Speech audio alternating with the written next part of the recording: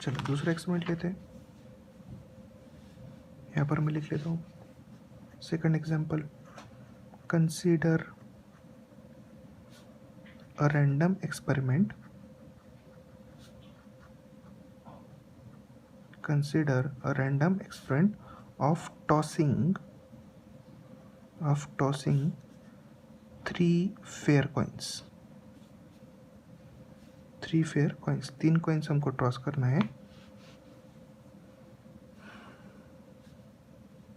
The sample space will be, तो sample space बन जाएगा, 3 कॉइन टॉस करना है तो कॉइन में हेड और टेल होता है, तो सैम्पल स्पेस कैसे बन जाएगा, चलो लिख लेते हैं।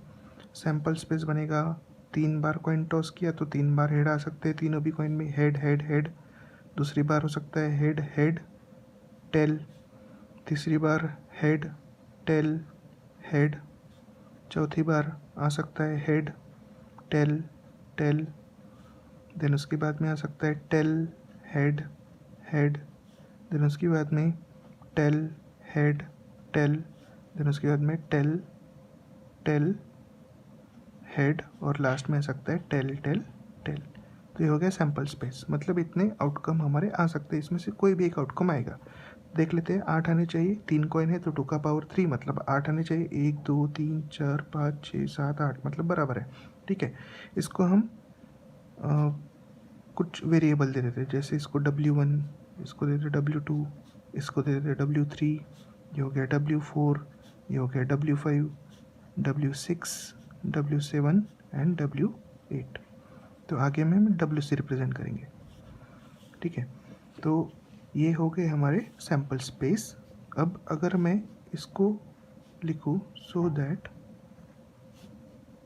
P of probability of WI, कोई भी W अगर हम ले लेंगे, कोई भी एक वेरिएबल अगर हम ले लेंगे या तो इवेंट हम ले लेंगे, तो उसका जो प्रोबेबिलिटी है वो हमको मिलने वाला है 1/8, बराबर 1/8।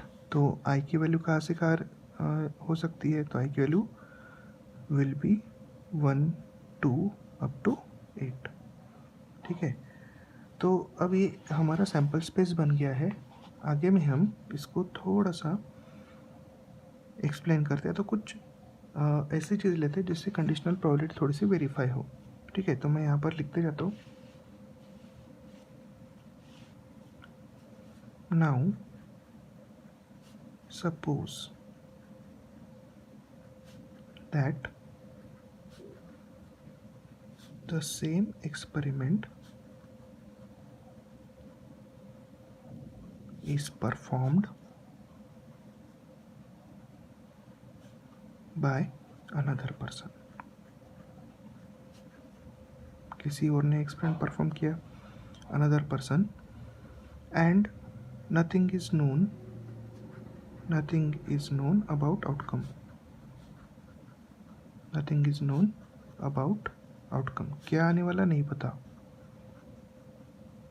ठीक है, however we have information that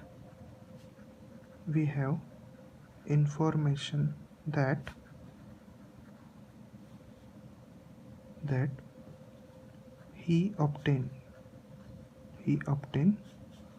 at least 2 heads, उसको 2 हेड मिलने चाहिए, ऐसा एक एक्सपेरिमेंट उसने परफॉर्म किया किसी पर्सन ने कि उसको 2 हेड चाहिए है। 2 हेड चाहिए मतलब अब 2 हेड आना चाहिए, मतलब 3 टेल लेना चाहिए। ठीक है, 2 टेल लेना चाहिए, तो देखते हैं कैसे एक्सपेरिमेंट परफॉर्म होगा। ठीक है, तो यहाँ पर हमको एक एडिशनल इन्फॉर्मेशन है कि एटलीस्ट कितने हेड आने चाहिए, 2 हेड आने चाहिए। ठीक है, वी, यहाँ पर मैं लिख देता हूँ, we interested to find out how additional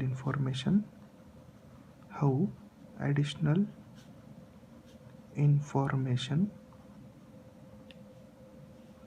affect the probability,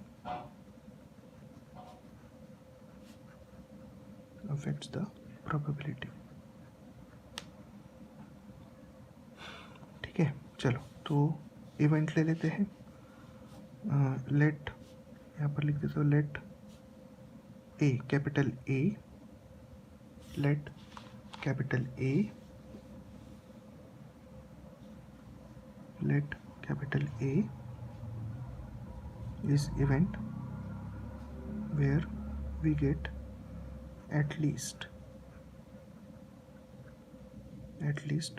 two heads। ठीक है, हमको 2 हेड मिलने चाहिए, तो उसके लिए हमने नाम दे दिया इवेंट को A is a event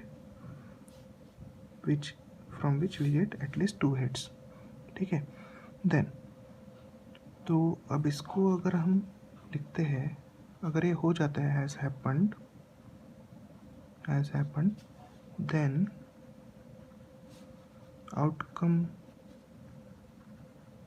will be, outcome क्या कह सकता है, 2 हेड आने चाहिए, तो आ जाते ऊपर।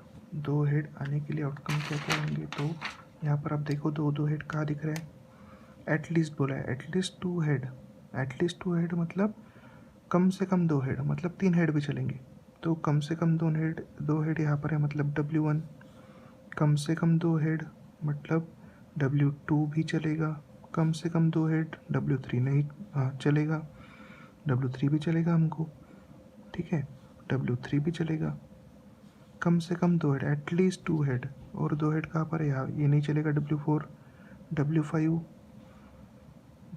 चलेगा, बिल्कुल 2 हेड है, चलेगा, देन W6 नहीं, W7 नहीं चलेगा, यहाँ पर 2 हेड नहीं है, तो बाकी नहीं चलेंगे। तो हमारा जो आउटकम है वो हमको मिलने वाला है, देन आउटकम विल बी, कहाँ होने वाला है, outcome will B W1, W2, W3 and W5 यहाँ पर होने वाला है। मतलब इसका मतलब कहाँ नहीं होने वाला है हमारा आउटकम, तो W4, W6, W7 और W8 यहाँ पर हमारा आउटकम नहीं होने वाला है। ठीक है, तो इसको भी हम नोट डाउन कर सकते हैं। ठीक है, the outcome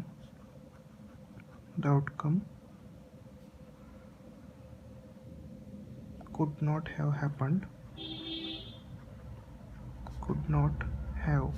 happened are W4, W6, W7 and W8, ये नहीं होने चाहिए और ये होने चाहिए। ठीक है, अपने को इसमें इंटरेस्ट है। ठीक है, W1, W2, W3 and W5, उसमें एटलीस्ट 2 हेड हमको चाहिए थे। ठीक है, तो इसको अगर हम कंसिडर करते हैं, देयरफॉर 2 हेड आना चाहिए, मतलब ऊपर वाला, therefore probability of at least 2 heads are obtained will be 1/4, बराबर 1/4 रहेगा। अभी 8 थे तो 1/8 आना चाहिए था, लेकिन अभी सैम्पल स्पेस आधा हो गया, मतलब ये 4 इवेंट हमको चाहिए, 4 नहीं चाहिए, तो उसमें से आउटपुट वैसे भी नहीं आने वाला है, तो हमारा सैम्पल स्पेस 50% कम हो गया। तो पहले 1/8 था तो उसकी जगह आ गया 1/4। ठीक है, तो अगर इसी को हम थोड़ा सा कंडीशनल प्रोबेबिलिटी के फॉर्म में अगर हम लिखते हैं, तो कंडीशनल प्रोबेबिलिटी के फॉर्म में उसको हम ऐसे लिखेंगे, देयरफॉर P ऑफ, एक इवेंट को लेते हैं W1 होने का चांस, W1 व्हेन, इसको हम बोलते हैं A ऑलरेडी हैपन्ड। ठीक है, A जब A के बारे में हमको प्रायर इन्फॉर्मेशन पता थी कि इसमें से 2 हेड आने वाले हैं, और यही बराबर रहेगा P ऑफ W2 भी ले लेंगे, W2 जब A ऑलरेडी हमको पता है equals to P of W3 भी ले लेंगे, वो भी 2 हेड लाने वाला था, when A already happened equals to P of W5, इसमें भी हमको पता था। तो ये चारों की जो प्रोबेबिलिटी है वो आने वाली है 1/4। ठीक है, तो अगर हम पूरा लेते थे तो 1/8 आने वाला था, लेकिन अभी 1/4।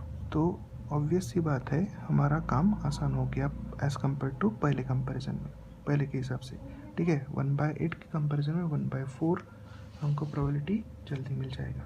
ठीक है, मतलब प्रोबेबिलिटी अफेक्ट हो गई सीधा सीधा अगर हम बोलेंगे तो इसको हम लिख सकते हैं from above illustrations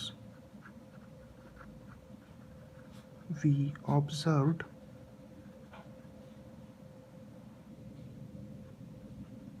that some additional information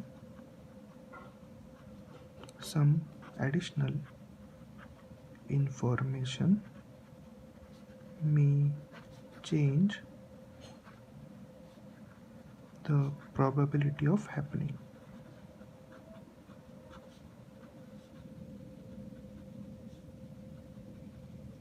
of some event। ठीक है, तो काफ़ी सिंपल सा ही, बस इसको लिखने का तरीका आपको ध्यान में रखना है। ठीक है, लिखने का तरीका जो है वो हमेशा ऐसे रहेगा जैसे लास्ट टाइम मैंने आपको बताया था। जैसे ये है P of probability of A when B is already happen, वैसे ही यहाँ पर ये अगर लेते हैं तो probability of W1 when A is already happen, P of W2 when A is already happen, और A क्या था, एटलीस्ट 2 हेड्स आर ऑब्टेन्ड। ठीक है, तो ये जो एग्जाम्पल्स है ये आपको बिल्कुल देना पड़ेगा जब कंडीशनल प्रोबेबिलिटी पूछा जाएगा। इसका आप स्क्रीनशॉट ले लो दोनों एग्जाम्पल्स का, बाद में थ्योरी भी आपको देता हूँ, इसको आप नोट डाउन कीजिए अपनी कॉपी में, और नोट डाउन करने और उसको पढ़िए 2-3 बार, आपको समझ में आ जाएगा। कोई डाउट है तो आप कभी भी पूछ सकते हैं। ठीक है, तो ये कंडीशनल प्रोबेबिलिटी का एग्जाम्पल्स है, इसका आप स्क्रीनशॉट निकाल लीजिए।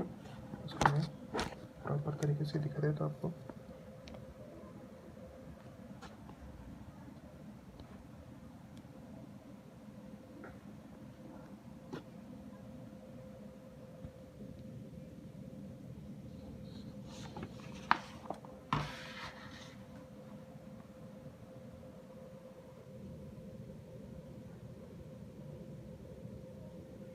इसका आप स्क्रीनशॉट ले सकते हो।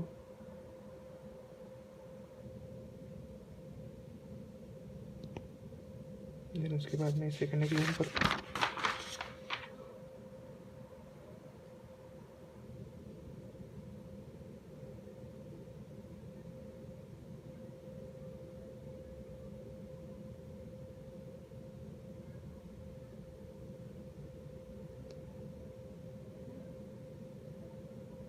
देन आपको थियरी भी दे देगा इसकी, कंडीशनल प्रोबेबिलिटी अगर कभी पूछा जाएगा तो आपके पास होना चाहिए। तो जब कोई क्वेश्चन बनेगा व्हाट इज़ कंडीशनल प्रोबेबिलिटी, तो आपको पहले तो ये लिखना है, ये 4 पॉइंट्स, देन उसके बाद में दोनों एग्जाम्पल, कार्ड का एग्जाम्पल और साथ साथ में जो कॉइन का एग्जाम्पल दिया था वो। तो इसका आप स्क्रीनशॉट ले लीजिए और इसको नोट डाउन कीजिए अपनी कॉपी में। फिर इसके बाद में इसी के ऊपर कुछ थ्योरम्स है उसको हम लेने वाले हैं।